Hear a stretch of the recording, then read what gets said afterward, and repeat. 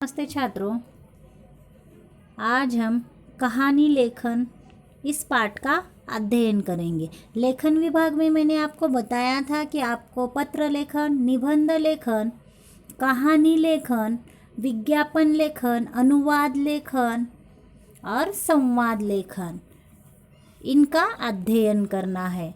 कल हमने देखा था अनुवाद लेखन। आज हम देखेंगे कहानी लेखन किस तरह से किया जाता है, कहानी के प्रकार कितने हैं और हमें किस तरह से कहानी लिखनी है। कहानी किसे कहा जाता है? जीवन की किसी एक घटना के रोचक वर्णन को कहानी कहते हैं। जैसे कि जीवन से संबंधित कोई रोचक घटना है, जिस घटना का वर्णन हम करते हैं, किसी से बताते हैं या लिखते हैं, तो वो कहानी लेखन कहलाता है। कहानी के 3 प्रकार हैं। 3 प्रकारों में कहानी लिखी जाती है, जैसे कि शब्दों के आधार पर कहानी लेखन, मुद्दों के आधार पर कहानी लेखन और सुवचन, कहावतों और मुहावरों के आधार पर कहानी लेखन। तो हम देखते हैं कि पहला प्रकार शब्दों के आधार पर कहानी लेखन। बच्चों, यहाँ पे आपको कुछ सार्थक शब्द दिए जाते हैं और इन शब्दों का संबंध लगाकर आपको कहानी लेखन करना होता है या कहानी का विस्तार करना होता है। और कहानी लेखन लगभग 80 या 100 शब्दों में आपको करना है। 3, 4 या 5 शब्द दिए जाते हैं और इन शब्दों के आधार पर आपको कहानी लेखन करना है। इसे कहते हैं शब्दों के आधार पर कहानी लेखन। मुद्दों के आधार पर कहानी लेखन, इसे रूपरेखा भी कहा जाता है।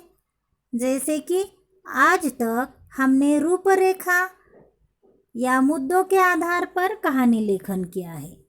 जैसे कि प्रश्न पत्र में हमें कुछ मुद्दे दिए जाते हैं और बीच बीच में रिक्त स्थान छोड़े जाते हैं और इस रिक्त स्थान को हमें विस्तार से पूरा करना होता है।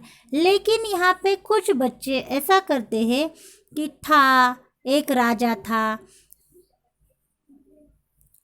एक गांव में रहता था, थी, थे, इस तरह के शब्द प्रयुक्त करते हैं और कहानी लेखन करते हैं। तो बच्चों, ये गलत हो जाएगा। इस तरह से कहानी का लेखन नहीं होता है।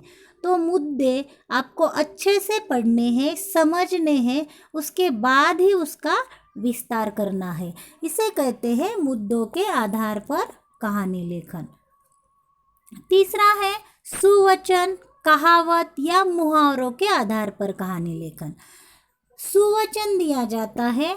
इस सुवचन को आपको अच्छे से समझना है और इसके ऊपर आपके विचार आपको कहानी के स्वरूप में लिखने हैं। जैसे कि कहानी हमेशा भूतकाल में लिखी जाती है, इसीलिए आपको सुवचन का विस्तार भी भूतकाल में ही करना होगा। कहावतों के आधार पर कहानी लेखन, जैसे कि कहावत दी जाती है और इस कहावत का अर्थ अगर आप अच्छे से जानते हो तो आप कहानी का लेखन कर सकते हो। तो इस कहावत के आधार पर आपको कहानी का लेखन करना है। मुहावरे के आधार पर भी कहानी लेखन होता है। कुछ मुहावरे दिए जाते हैं जिसके आधार पर आपको कहानी लेखन करना है। इस मुहावरे को, मतलब जो प्रश्न पत्र में मुहावरा दिया है, सुवचन दिया है या कहावत दी है, तीनों में से कौन सा भी एक दिया है, तो अच्छे से समझकर भूतकाल में उसका आपको लेखन करना है। यह सुवचन, कहावत या मुहावरों के आधार पर कहानी लेखन कहलाएगा। तो देखते हैं बच्चों कि कहानी लेखन करते समय कौन सी बातों के ऊपर हमें ध्यान देना है या कौन सी बातें हमें बहुत ही महत्वपूर्ण है कहानी लेखन करने के लिए। तो पहला है यहाँ पे, कहानी आरंभ करने से पहले शीर्षक देना चाहिए। कहानी आरंभ मतलब कहानी की शुरुआत, कहानी का लेखन करने से पहले ही हमें कहानी को शीर्षक देना है। शीर्षक देना है यानी नाम देना है। हमेशा हम क्या करते हैं, कहानी विस्तार से लिखते हैं, उसके बाद हम कहानी को नाम देते हैं या शीर्षक देते हैं। लेकिन हमें ऐसा नहीं करना है, क्योंकि कहानी के जो मुद्दे हमें परीक्षा पत्र में दिए हैं उसे अच्छे से पढ़ना है, समझना है। उसके बाद हमें कहानी को शीर्षक देना है, कहानी का विस्तार करना है। उसके बाद हमें कहानी से मिलने वाली सीख 2 या 3 पंक्तियों में लिखनी है। तो बच्चों, कहानी को शीर्षक देते समय बहुत ही महत्वपूर्ण बात यह है कि कहानी का शीर्षक 1 शब्द, 2 शब्द या ज़्यादातर 3 शब्दों में होना चाहिए, ना कि वहाँ पे पूरा वाक्य लिखना है। अगर आप पूरा वाक्य लिखोगे तो यह गलत हो जाएगा। इसीलिए आपको कहानी का शीर्षक लिखते समय शब्दों में लिखना है।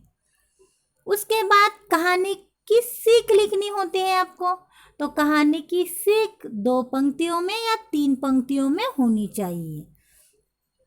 तो कहानी लेखन करते समय सबसे पहले आपको शीर्षक, कहानी का विस्तार और कहानी से मिलने वाली सीख, ये 3 मुद्दे अच्छे से आपको लिखने हैं। दूसरा है, कहानी के मुद्दे अच्छी तरह से पढ़ लेने चाहिए। कहानी में रूपरेखा दी है या कुछ मुद्दे दिए हैं तो उसे आपको अच्छे से पढ़ना चाहिए या अच्छे से समझना चाहिए। घटनाक्रम कैसा होगा ये निश्चित करना है। अगर आप कहानी में जो रूपरेखा दी है ये अच्छे से पढ़ोगे तो ही आपके समझ में आएगा कि घटनाक्रम कैसा है। कहानी में जो घटनाक्रम दिया है, जो घटनाएं घटी है, ये घटनाएं कैसी है, ये घटनाएं समझने के लिए आपको अच्छे से मुद्दों को पढ़ना है। कहानी हमेशा भूतकाल में ही लिखी जाती है या लिखनी चाहिए, क्योंकि कहानी भूतकाल में घटित होती है। इसीलिए हमें कहानी लेखन भी भूतकाल में ही करना है। ये बहुत ही महत्वपूर्ण है। आपको अच्छे से ध्यान में रखना है कि कहानी हमेशा भूतकाल में ही लिखी जानी चाहिए। संवाद प्रसंगानुरूप बदल सकते हैं। जैसे कि बच्चों, कहानी में एक पात्र या दो पात्र दिए हैं या 3 पात्र दिए हैं, इनका जो संवाद है ये हम लिखते हैं, लेकिन ये संवाद प्रसंगानुरूप बदलता है। तो इस तरह से हमें ध्यान में रखते हुए कहानी का विस्तार करना है। कहानी लेखन करते समय संवाद जो होते हैं हमेशा उद्धरण चिन्ह में लिखे जाते हैं। यहाँ पे अवतरण चिन्ह ऐसा शब्द आया है, लेकिन हिंदी में हम अवतरण चिन्ह को उद्धरण चिन्ह कहते हैं। तो हमेशा संवाद उद्धरण चिन्ह में लिखने चाहिए।